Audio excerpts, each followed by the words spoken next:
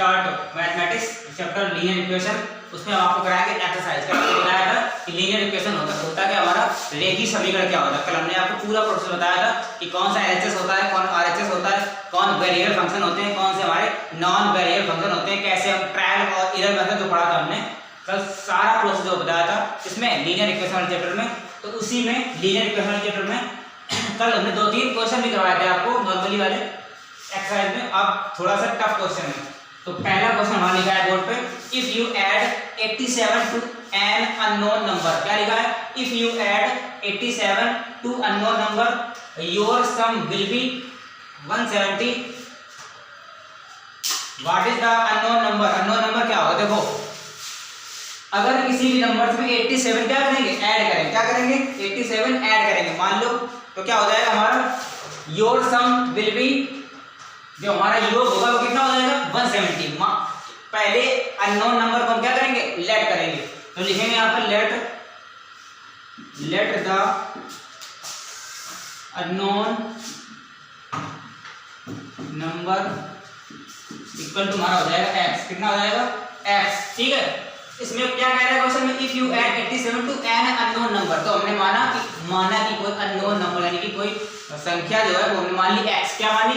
माना unknown number, let the unknown number equal to x माना। क्या माना? x। अब उसमें क्या लिखा है? पहले क्वेश्चन उसने क्या कहा है? क्या कहा है? इफ यू ऐड, अगर हम ऐड करेंगे 87 टू एन अननोन नंबर, तो क्या अकॉर्डिंग टू क्वेश्चन या फिर अकॉर्डिंग टू इक्वेशन। ठीक है, अकॉर्डिंग टू क्वेश्चन या इक्वेशन क्या कह रहा है कि इफ यू ऐड, अगर हम उस नंबर में कितना ऐड करें? 87 ऐड करें। तो हमारी इक्वेशन मान लिया हमने, वो इक्वेशन है जो क्वेश्चन क्या रहा है हमने कर दिया। ये अननोन नंबर हमने 87 क्या कर दिया? ऐड कर दिया, यानी कि प्लस कर दिया। तो क्या हो जाएगा? योर सन, जो आपका योग होगा, विल बी 170। कितना हो जाएगा? 170 हो जाएगा। तो इक्वल टू कर देंगे 170। अब उसने कहा है कि फाइंड द अननोन नंबर या what is the unknown number. जो अननोन नंबर हम लेट किया है वो कितना होगा? तो क्या करेंगे? x + 87 equal to 170। x equal to हो जाएगा 170, इधर ट्रांसफर कर देंगे 87 प्लस में, इधर हो जाएगा माइनस में। तो x इक्वल टू हो जाएगा 10 में 7 गया 3 और कितना बचेगा? 16 में ऐड गया 8, तो कितना बचेगा? 83। कितना बचेगा? 83। तो यही हमारा अननोन नंबर हो जाएगा। ये हो जाएगा आंसर। समझ में आया? अगर कोई भी नंबर्स आपको फाइंड करना है या उसमें कह रहा है कि 87 इसमें ऐड करो, सब्ट्रैक्ट करो या मल्टीप्लिकेशन करो या डिवीजन करो, तो यही प्रोसेस आपको करना है कि पहले नंबर जो अननोन नंबर होगा क्वेश्चन में वो मानेंगे let equal to x, let the unknown number equal to x। फिर अकॉर्डिंग द क्वेश्चन लिखेंगे। यहाँ पर थ्योरी है इसकी, फिर थ्योरी में यहाँ पर डिवाइड होगा, इसमें ऐड या सब्ट्रैक्ट हो या डिवाइड हो या मल्टीप्लिकेशन हो, तो जो नंबर इक्वल टू में है वो लिख देंगे, ट्रांसफर कर देंगे, मल्टीप्लाई या डिवाइड कुछ भी हो, वो प्रोसेस करने पर हमारा आंसर होगा। इस टाइप क्वेश्चन इसी प्रोसेस से हमारे सॉल्व हो जाएंगे, उसका रिजल्ट आ जाएगा। ठीक, क्वेश्चन नंबर 2 लिखा है, age of Muskan father is 4 years more than 5। जो मुस्कान के पापा की वो आयु है कितनी है? 4 ईयर फ्रॉम देन है, यानी कि 4 साल के बाद कैसी है? 5वीं में है। एज ऑफ मुस्कान, जो मुस्कान पापा की एज है इज 4 ईयर, कितनी है? 4 साल। मोर देन 5 यानी 5 से ज्यादा है। अगर उसकी 5 है तो 4 उससे ज्यादा होगी। नहीं, उसकी अगर 4 होगी तो मोर देन 5 उसकी 5, जैसे कि मान लो मुस्कान की 16 है, कितनी है? 16 एज है, तो कितनी हो जाएगी? उसके पापा से, जो उसकी एज उसके पापा से मतलब कि 5 या पहले आगे, तो उसके पापा एज कितनी है? 21 हो जाएगी। मतलब एक रेशियो दिया है कि उसकी 4 ईयर एज है तो उसके मोर देन 5 यानी 5 ज्यादा किसकी एज होगी? उसके पापा की एज हो जाएगी। समझ में आया? ऐसे ही क्वेश्चन कह रहा है। फिर क्या लिखा है? मुस्कान एज, जो मुस्कान की एज है, आयु है, वो मुस्कान की एज क्या होगी? Muskaan age, what is the present age of Muskaan. तो मुस्कान की प्रेजेंट एज क्या, वर्तमान आयु क्या होगी, वो फाइंड करना हमें। If her father is 34 year old, अगर उसके पापा 34 साल के हैं और जो मुस्कान है वो उनसे 5 यानी 5 टाइम्स क्या है? उसकी जो एज है क्या है? 4 साल के बाद जो उसकी एज है वो 5 टाइम्स ज्यादा है, मोर है। क्या है? मोर। और मुस्कान के पापा की जो आयु है वो कितनी दी गई है? 34 ईयर ओल्ड। तो पूछा क्या गया है? What is the present age of Muskaan. क्या पूछा गया है कि जो हमारी मुस्कान की एज है वो कितनी होगी? समझ में आया? ये क्वेश्चन कह रहा है। तो जो पूछा जाता है क्वेश्चन में, जो फाइंड करना होता है, जो निकालना होता है, उसको हम क्या करते हैं? लेट करते हैं, नहीं मानते हैं। क्या मानेंगे इसमें? इसमें मानेंगे late the age of Muskaan. क्या मानेंगे? Late the age of Muskaan. Muskaan की कितनी एज जाएगी? x क्या मानेंगे x, समझ में आया? अब इसमें लिखा है 4 years more than 5 times, क्या लिखा है? more than 5 times। फिर से एक बार क्वेश्चन पढ़ते हैं। क्वेश्चन क्या दिया है? Age of Muskan father is 4 years than 5 times Muskan age. What is the present age of Muskan if her father is 34 years old। फिर से बात को समझते, देखो मुस्कान की जो पापा की एज है वो कैसी है? 4 साल, मतलब उससे ज्यादा है। अगर उससे 5 होगी तो उससे ज्यादा हो जाएगी। ये मतलब अप्रॉक्स में दिया है क्वेश्चन, पहला क्वेश्चन कह रहा है। फिर जो Muskaan what is the present age of Muskaan, Muskaan की एज क्या होगी अगर इफ यदि कंडीशन दी गई है कि हर फादर इज 34 years old, यानी कि उसके जो पापा की एज है वो कितनी है? 34 years, मतलब कि 34 साल की है। कितनी है? 34 साल की। तो क्या करेंगे? हमने क्या कहा था? जो क्वेश्चन में पूछा जाता है फाइंड करना होता है उसको लेट करते हैं। तो let the age of Muskan equal to x। अब किसकी मानेंगे? उसके पापा की। तो मानेंगे यहां पर the age of Muskan father, ठीक, कितनी हो जाएगी? 5x। कितनी हो जाएगी? 5x, ठीक है, 5x हो गई। अब उसमें क्या कहा है कि जो 5x की एज है उससे कितने साल ज्यादा है? 4 साल ज्यादा है। मतलब कि मुस्कान की तो एज हमने मान ली x, लेकिन उसके जो पापा की एज है वो मतलब कि उससे 5 गुनी ज्यादा है, मतलब 5 गुनी भी। जैसे मुस्कान की एज है 4 साल, तो उससे 5 गुनी ज्यादा है, मतलब उसके जो पापा होंगे वो 20 साल के होंगे। कितने साल के होंगे? 20 साल के। तो ऐसे उसमें क्या कहा गया है? The age of Muskan father कितना है? 5 टाइम्स मुस्कान एज, मतलब मुस्कान की जो एज है उसके मतलब कि ज्यादा, मोर कितना है? 5 टाइम्स ज्यादा है। तो टाइम्स जो होता है मतलब मल्टीप्लाई करते हैं, जो नंबर हमने माना मुस्कान का एज माना x, इसमें हो जाएगा 5x। अब कितनी ज्यादा है? 4 साल ज्यादा है। कितनी ज्यादा है? 4 years। तो 4 years में क्या कर देंगे? ऐड कर देंगे। समझ में आया? ये आ गई एज किसकी? मुस्कान के फादर की, और ये आ गई मुस्कान की एज। तो क्या करेंगे? पूछा गया if her father is 34 years old, अगर उसके पापा की जो आयु है, वर्तमान आयु है कितनी? 34 years old है, मतलब कि उसके पापा जो है वो 34 साल है, 34 साल के। तो क्या हो जाएगा?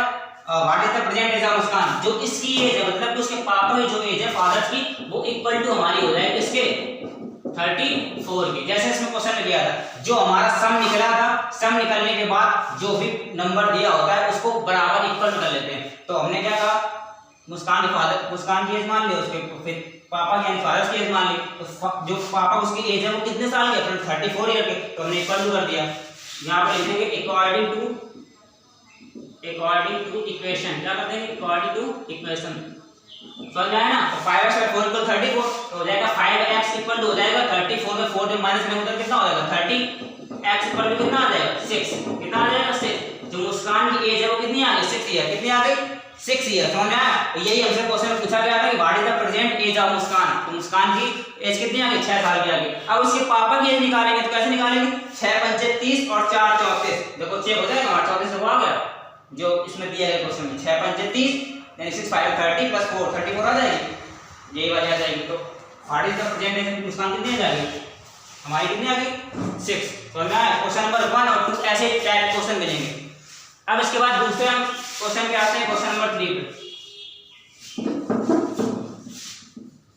अब हम आते हैं तीसरे टाइप पे। अभी हमने आपको 2 टाइप्स बताए किसके? लीनियर इक्वेशन थे। कल भी बताया था आपको 1-2 टाइप्स, और ये 2 टाइप अभी बताया। अब जो तीसरा टाइप है हमारा वो एक, इसमें लिखा है क्वेश्चन ए वॉलेट कंटेन्स, एक वॉलेट है, कोई पर्स है, उसमें क्या है? सेम नंबर ऑफ, यानी कि कोई कॉइंस है सेम नंबर के, वो 2 रुपीस कॉइंस। कौन से कॉइंस हैं? 2 रुपीस के कॉइंस हैं एक वॉलेट में, पर्स में।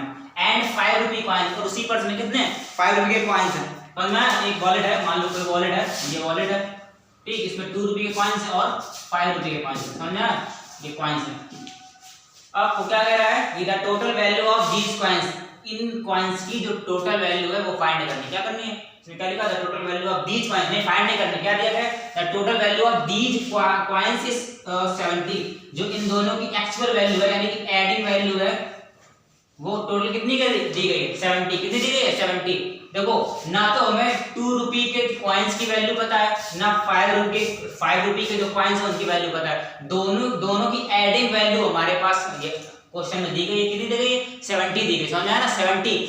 अब उसने पूछा है कि how many of each types of coins. तो ईच टाइप मतलब 2 प्रकार के कॉइंस हैं, एक 2 रुपए का कॉइंस, एक 5 रुपए का कॉइंस। तो क्या हो जाएगा? मतलब कि कॉइन्स की संख्या हमें क्या करनी, फाइंड करनी है, यानी प्रत्येक कॉइन्स की, यानी 2 रुपये के कॉइन्स की नंबर्स फाइंड आउट करना है, 5 रुपये का नंबर्स कॉइन्स का नंबर फाइंड आउट करना है, और इन दोनों का ऐड, क्वेश्चन में क्या दिया गया है, इन दोनों का ऐड मतलब एडिंग दिया गया है कि 2 रुपीस के कॉइन्स और 5 रुपये के कॉइन्स जो एडिंग की वैल्यू है वो 70 टोटल दी गई। तो find the value of 2 rupees coins and 5 रुपये कॉइन्स, ये हमें क्या करना है, फाइंड करना है क्वेश्चन में। तो सबसे पहले क्या करेंगे, लेट करेंगे, क्या करेंगे, लेट, इसमें करेंगे लेट द 2 रुपीस कॉइन्स, ठीक है, क्या मान लेंगे, x मान लेंगे, समझा। जो फाइंड करना होता है ईच इसमें लिखा है, तो ईच का मतलब हमने 2 रुपये का पहले x मान लिया, फिर इसके बाद दो उसका मान लेंगे, और द 5 रुपीस कॉइन्स, ठीक है, कितना हो जाएगा, इसको भी x मान लेंगे। जब दोनों सेम है ना तो दोनों का क्या मान लेंगे, x मान लेंगे, ये थोड़ी ना हो जाएगा, एक x हो जाएगा, एक y हो जाएगा। कॉइन्स हैं तो कॉइन्स कैसे हैं, सेम होंगे, उनकी वैल्यू कैसे होगी, सेम होगी ना। अब 2 रुपए का देखो 2 रुपए वाला हो जाएगा, 5 रुपए वाला 5 रुपए वाला हो जाएगा। अब उसने क्या कहा है, अब उनकी मात्रा कितनी है, वैल्यू कितनी है, तो यहाँ पर लिखेंगे the value of 2 rupees coins equal हो जाएगा 2x। जब 2 रुपए का नोट है तो उसकी वैल्यू 2x हो जाएगी, 2x हो जाएगी। अब इसमें वैल्यू कितनी हो जाएगी इसकी, 5 रुपए वाली, the value of 5 rupees coins, तो इसकी 5x हो जाएगी, समझ में आया ना। हमने दोनों को पहले x मान लिया, मतलब कॉइन्स जो है दोनों को सेम कॉइन्स को x मान लिया, 2 को और 5 को। अब उनकी जो वैल्यू भी दोगी ना, उस उनका वजन भी होगा कि कौन मतलब कितना उसका वैल्यू है। तो वैल्यू ऑफ 2 रुपये कॉइन्स 2x हो गया, तो वैल्यू ऑफ 5 रुपये कॉइन्स 5x हो गया। अगर यहाँ पर लिखा होता 10 रुपये तो 10x हो जाता, अगर 50 रुपीस लिखा होता 15x हो जाता, 50x हो जाता, तो है ना। तो 2 कॉइन्स दे रहे हैं, दोनों कॉइन्स का हमने क्या निकाली, उनकी एक्चुअल वैल्यू फाइंड कर ली। अब उसने क्या कहा, total value of these coins, इन दोनों की जो टोटल वैल्यू है, एडिंग वैल्यू है, वो हमें फाइंड आउट है, कितनी है, 70, कितनी है 70। तो लिखेंगे अकॉर्डिंग टू इक्वेशन, या क्वेश्चन बात एक ही है, अकॉर्डिंग टू इक्वेशंस क्या हो जाएगा, इक्वेशन क्या बन जाएगी, इनको इनको ऐड करेंगे ना, दोनों का ऐड दिया गया द वैल्यू टोटल वैल्यू में एक थोड़ी कॉइन्स आएगा, 2 कॉइन्स आएंगे ना, तो हो जाएगा 2x और प्लस 5x इक्वल टू कितना हो जाएगा 70, और 5 टू कितना होगा 7x, तो 7x इक्वल टू 70, तो x इक्वल टू हमारा कितना आ जाएगा 10 आ जाएगा। तो एक्चुअल वैल्यू कितनी आ गई 10, मतलब कि 10 ईच वैल्यू आ गई, क्या आ गई ईच वैल्यू। अब उन्हें पूछा गया है how many of each types of coins does the matter और डज द वॉलेट कंटेन, इसमें क्या लिखा है, इसमें लिखा है कि मतलब कि द टोटल वैल्यू कितनी आ गई हमारी 70, टोटल वैल्यू 70 दी गई है, जो मतलब दोनों की जो कॉमन वैल्यू है वो 10 आई है, कितनी आई 10, तो दोनों की। अब उसने पूछा है, क्या पूछा है कि इन दोनों की मतलब how many of each types of coins does the wallet have. देखो वॉलेट के अंदर हमारे 2 रुपए का कॉइन्स है और 5 रुपए का कॉइन्स है, तो इन दोनों की एडिंग वैल्यू कितनी आएगी, देखो हमने कितना माना था 2x प्लस 5x, x की वैल्यू पता है कितनी हो गई 10, x में तो 10, तो 2 into 10 प्लस 5 into 10, तो 2 10 जा 20 प्लस 50 को हो जाएगा 70, ठीक, ये का आंसर हो गया 20, ये हो जाएगा 50। समझ में आया ना। तो how many of each types of coins, जो 2 रुपए का नोट था उसकी जो मतलब कि वैल्यू है वो 20 रुपीज हो गई, और जो 5 रुपये का कॉइन्स था उसकी वैल्यू कितनी हो गई 50 हो गई, और दोनों को जब ऐड कर देंगे तो हमारा ऐड पे कितना आ रहा है 70 आ रहा है, यानी कि हमारा जो आंसर होगा ऐसा है करेक्ट है। तो हमने आपको 4 टाइप बताए, मतलब 4 टाइप ये हो गए, और कल 1-2 टाइप बताए, तो वैसे 6-7 टाइप आपको हमने बताया कि लीनियर इक्वेशन कैसे सॉल्व करते हैं, कैसे किस प्रकार से ऐड करते हैं, किस प्रकार सब्ट्रैक्ट करते हैं, कौन सा हमारा एलएचएस होता है, कौन आरएचएस होता है, ये सब हमने आपको बताया है। इसके बाद एक और टाइप आप देख लीजिए,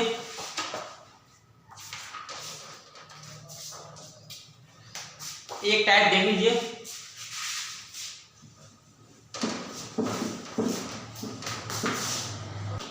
अब हमारा जो चौथा क्वेश्चन है वो रह गया था, तो चौथा क्वेश्चन में लिखा है, तीसरे के बाद वाला क्वेश्चन लिखा है the total cost of 5 tables and 4 chairs is ₹60 यानी कि 1560, ठीक है। If A table cost ₹60 more than 1 chair, a chair cost, find the 2 tables and 1 chair. देखो कैसे समझते क्वेश्चन को, देखो the total cost of 5 tables यानी कि जो कॉस्ट है 5 मेजों का और 4 कुर्सियों का, यानी कि दोनों का एडिंग, मतलब कि एडिंग उनका जो दिया गया है वैल्यू, एडिंग वैल्यू जो दी गई है वो दी गई है ₹1560, कितनी दी है 1500। फिर से एक बार क्वेश्चन को देखते हैं, the table cost of 5 tables and 4 chairs ₹1560 यानी कि 5 टेबल्स हैं, 5 मेजों का और 4 कुर्सियों का मूल्य दिया गया 1560 रुपए। इफ ए टेबल कॉस्ट रुपए 60 मोर देन ए 1 चेयर, यानी कि जो हमारी टेबल है वो चेयर से 60 रुपए ज्यादा है। क्या है? 60 रुपए ज्यादा है। Find the 2 tables and 1 chair. क्या दिया गया? Find the 2 tables and 1 chair.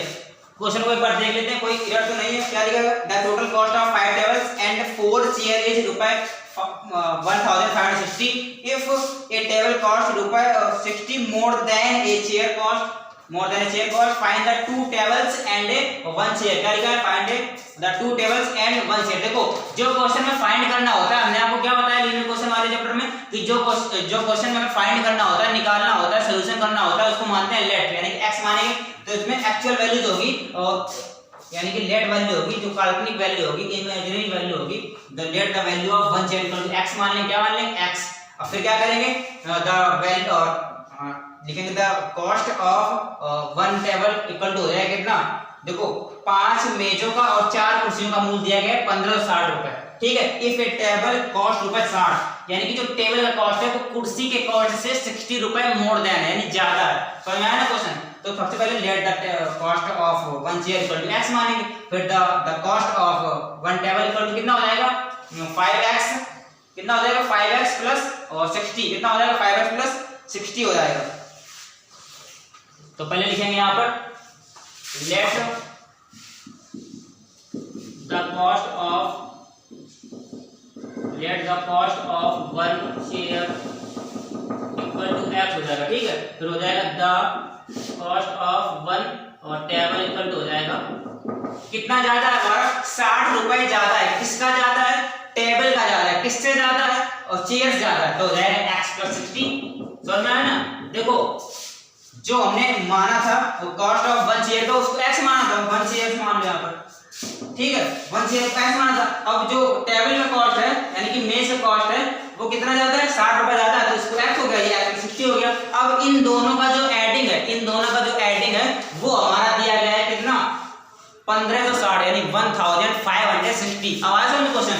यानी कि इन दोनों का जो एडिंग है वो कितना दिया गया है? 1560। तो यहाँ पे लिखेंगे अकॉर्डिंग टू द इक्वेशन। क्या लिखेंगे? According to the equations. समझ में आया ना? According to the equation. अब इन दोनों को ऐड करेंगे। समझ में आया ना? तो x प्लस 60 इक्वल टू हो जाएगा कितना? 1560। कितना हो जाएगा? 1560 हमारा हो जाएगा। अब उसमें क्या कहा गया है? 4 चेयर है, तो यहाँ पर तो एक ही चेयर तो हमने माना था, तो यहाँ पर 4 का मल्टीप्लाई करते हैं। अगर यहाँ 10 चेयर मानते हैं 10 का मल्टीप्लाई करते हैं। ये चेयर है हमारी और ये क्या है? टेबल। इन दोनों का एडिंग दिया गया है। यहाँ समझते फिर से, इन दोनों का एडिंग यानी कि चेयर हो गई, ये टेबल हो गई, इन दोनों की एडिंग कितनी दी गई? 1560 रुपए। कितनी दी गई? 1560 रुपए दी गई है। अब उसने कहा कि हमारे पास एक चेयर थोड़ी ना, कितनी चेयर है? 4 चेयर है, 4 चेयर है और मेज कितनी है? 5 टेबल्स हैं। तो यहाँ पर 4 का मल्टीप्लाई करते हैं, इसमें कितना मल्टीप्लाई है? 5 का मल्टीप्लाई करते हैं। अब इन दोनों का ऐड कितना दिया? 1560। आई होप आपको ये प्रोसेस समझ में आया होगा कैसे हमने 4 का मल्टीप्लाई किया चेयर में और 5 का मल्टीप्लाई किया टेबल्स में। ठीक है। अब इन दोनों को क्या करेंगे? मल्टीप्लाई कर देंगे। 5 × 5x प्लस 5 का मल्टीप्लाई करेंगे 360 में 3 हो जाएगा, 1 हो जाएगा 1560। कितना हो जाएगा? 1560 करना। अब इसको सॉल्व कर लेंगे। 5 और 4 यानी कि 5x प्लस 4x हो जाएगा 9x, तो हो जाएगा 9x प्लस 300 इक्वल टू हो जाएगा 1560। कितना हो जाएगा? 1560। ठीक है। तो 9x इक्वल टू हमारा हो जाएगा 1560 जब यानी 1560 से जब 300 माइनस करेंगे तो फिर पहले यानी 1500 से 300 से माइनस कर लो, 1500 से 300 माइनस करेंगे तो 1200 आएगा, फिर 1200 में 60 और माइनस कर लो तो कितना आ जाएगा? 1140। कितना आएगा? 1140 आया ना? 1140। अब क्या करेंगे? इसका इससे डिवाइड कर देंगे। क्या करेंगे? डिवाइड।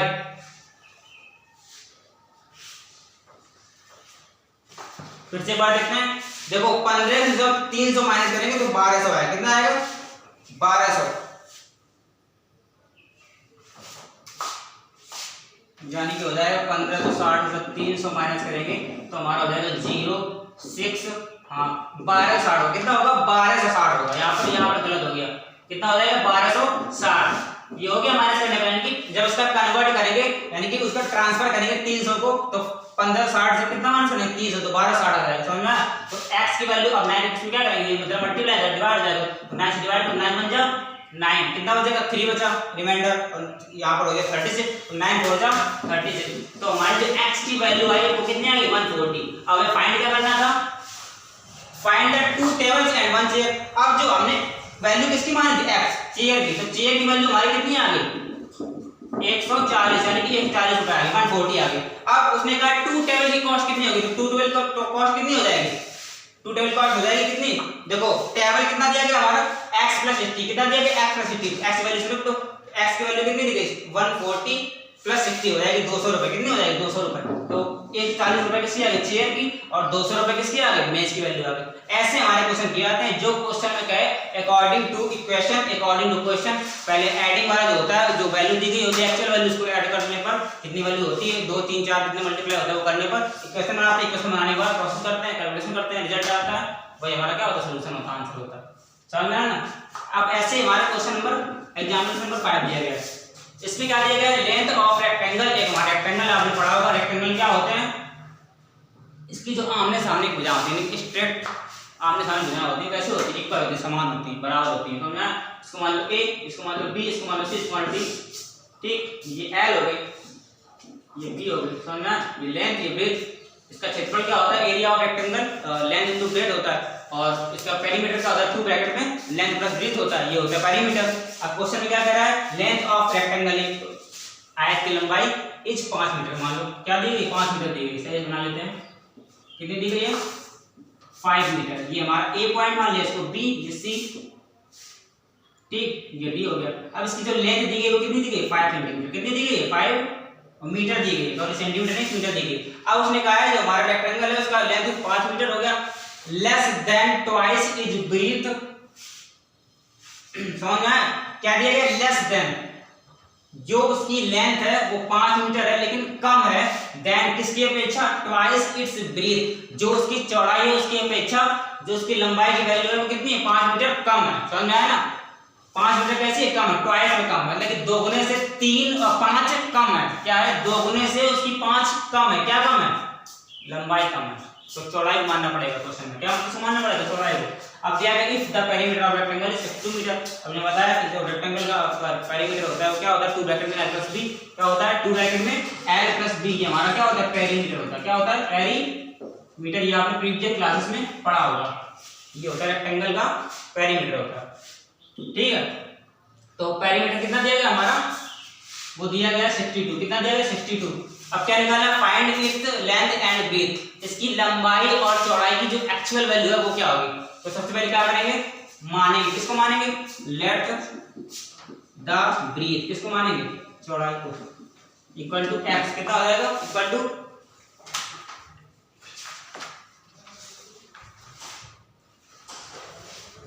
ठीक है। अब हमारी लेंथ क्या होगी, हमने क्या बताया जो हमारी लेंथ है लंबाई है वो 5 मतलब कि 2 गुने से 5 मीटर कम है, कितना 2 ट्वाइस से इज लेस देन 5, इतने में से बोलेंगे मतलब कि 2 गुने से 5 मीटर कम है। अब इसको इक्वेशन कैसे डिफाइन करेंगे देखते हैं, इसमें लिखेंगे द लेंथ ऑफ रेक्टेंगल, लिख दो रेक्टेंगल, इसमें लिखा नहीं पड़ा है तो उसमें आप लिखिए ना let the breadth of rectangle हो जाएगा, समझ में इक्वल टू x। अब let the length of rectangle equal to कितना हो जाएगा, देखो इसकी x दी गई है तो x तो दी गई है उससे 2 गुने से 5 मीटर कम है, तो 2 गुना कर दिया हमने, लगता है पूछा कर ट्राई ठीक है, बना करते तो कितना हो जाएगा 2x हो जाएगा। अब कितना कम है 5 मीटर कम है, तो 5 मीटर हो गया। ये हमारी आ गई क्या लेंथ आ गई, ये हमारी क्या आ गई ब्रीथ। ये मतलब हमने लेट सपोज कर लिया कि जो हमारा क्वेश्चन कह रहा था उससे के अकॉर्डिंग हमने क्या कर लिया सपोज कर लिया, तो ये लेंथ हो गई ब्रीथ हो गई। अब जो क्वेश्चन कोई भी होते हैं पेरीमीटर वाले सॉरी रेक्टेंगल वाले, उसमें 2 चीज अगर मालूम हो गई है यानी कि लेंथ और ब्रीथ मालूम हो गई तो हम कुछ भी वो क्वेश्चन पूछे चाहे वो पेरीमीटर पूछे चाहे स्क्वायर पूछे चाहे कुछ भी पूछे हम निकाल सकते हैं आसानी से। तो हमारी जो इनकी दोनों की वैल्यू दी गई है, किसकी वैल्यू दी गई है पेरीमीटर, जो फार्मूला होता है द पेरीमीटर ऑफ रेक्टेंगल क्या होता है the perimeter of rectangle equal होता है 2 ब्रैकेट में l + b होता है ना, तो 2 ब्रैकेट में l कितना दिया गया हमारा x, तो l दिया x प्लस ब्रेथ ये कितनी दी गई ब्रेथ 2x - 5 ब्रैकेट क्लोज, कितना दिया गया एडिंग का 52 62 कितना दिया गया 62 दिया गया है। समझ में आया ना? ये हमारी हो गई इक्वेशन, यहाँ लिख देंगे जैसे हर एक क्वेश्चन में लिखा है अकॉर्डिंग और टू इक्वेशन, ये क्वेश्चन बात एक ही होती है। समझ में आया ना? ये हमारी इक्वेशन तैयार हो गई ना। आपको ये प्रोसेस समझ में आ गया होगा। देखो जो हमें फाइंड करना होता है इसको लेट करते हैं, सपोज करते हैं, तो हमने कर दिया let the breadth of rectangle equal to x, ये हमारी ब्रीथ हो गई सपोज, और उसकी लंबाई लेंथ वो क्या है 5 गुने से 2 गुने से 5 मीटर, 5 कैसी 5 मीटर कम है, यानी कि मींस जब इंग्लिश पढ़ेंगे तो जो उसकी length of breadth is then twice is less than 5 metre, यानी हो जाएगी 2x - 5 ये होगी लेंथ, ये होगी ब्रीथ। इक्वेशन हमारी बनी 2 ब्रैकेट में x + 2x - 5 = 62। अब इसको डिफाइन करेंगे, कैलकुलेशन करेंगे तो x + 2x हो जाएगा 3x - 5 = 62। अब जो 2 से डिवाइड करेंगे 31 हो जाएगा, तो 3x - 5 = हो जाएगा 31, तो 3x = हो जाएगा 36, x = हो जाएगा 12। तो 12 मीटर हमारी क्या आ गई ब्रीथ आ गई, जो लेंथ ये क्या आ गई ब्रीथ, क्या आ गई ब्रीथ। लेंथ हमारी कितनी है थी, लेंथ कितनी है, कितनी मान ली 2x - 5 इस वैल्यू, और 2x - 5 मींस 2 मल्टीप्लाई जब करेंगे इसका 2 मल्टीप्लाई 12 का तो हो जाएगा 24 में 5 जाएगा तो कितना बचेगा 45 में 9 कितना बचेगा 9, यानी 19। तो 19 हमारी आ गई लेंथ और ब्रीथ हमारी आ गई 12। समझ में आया? 19 क्या आ गई, 19 आ गई ब्रीथ और 19 आ गई लेंथ यानी लंबाई आ गई उस रेक्टेंगल की, और ब्रीथ यानी चौड़ाई आ गई 12 सेंटीमीटर, 12 मीटर हमारी आ गई चौड़ाई, और 19 मीटर क्या आ गई लंबाई आ गई। उसने पूछा क्या है find its length and breadth, ये तो लेंथ पूछा। अगर हम क्वेश्चन को सही करते हैं कि हमारा क्वेश्चन सही है तो क्या करेंगे 19 और 12 कहां रख देंगे, इसमें रख देंगे, इसमें ये क्वेश्चन ऊपर रख दो 2 ब्रैकेट में x + 2x - 5 = 5 - 62। अगर ये यार सही हो जाएगा 2x वैल्यू कितनी दी गई 12 दी गई, 12 + 12 टू द 14 - 5 = 62। ये अगर आ रहा है तो हमारा क्वेश्चन सही होगा, अगर नहीं आ रहा तो रॉन्ग हो जाएगा। 20 और 24 + 12 कितना होता है 48, तो 48 - 5 कितना हो जाएगा 48 5 माइनस करो कितना आएगा 31, कितना आएगा 31, 8 5 3 कितना आएगा 3, और